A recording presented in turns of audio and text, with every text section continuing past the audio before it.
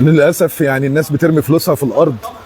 لما بتيجي تشحن شحن بلدي بالاسطوانه عند اي حد بره في الشارع، بترمي فلوس كتير قوي في الارض. الناس ما بتراعيش ربنا في الفتره الاخيره.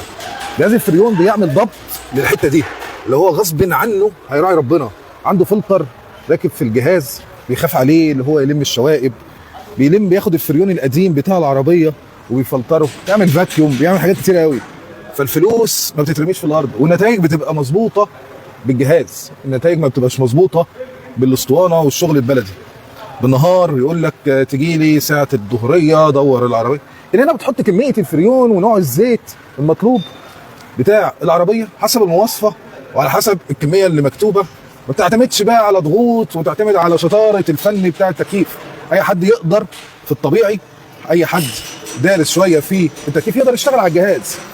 فبالتالي بتقلل من العامل البشري او من فنياته. وللاسف هي شغلانه اصلا موسميه، واللي ما عندوش شغل في الصيف بينزل يشتغل بتاع تكييف. فبالتالي بيجي لنا كتير مشاكل ليها علاقه بالموضوع ده، وحاجات بتبوظ وكمبريسور بيضرب وكباس بيضرب. فبلاش يا جماعه تروحوا لحد بيشتغل باسطوانه، خليكم في الناس اللي عندها اجهزه شحن فريون شبه ديت، هتلاقيهم ادق واحسن ونتائجهم افضل بكتير قوي. خصوصا العربيات دلوقتي بقت حساسه للنوع دوت من التعامل البلدي. شكرا ليكم جميعا.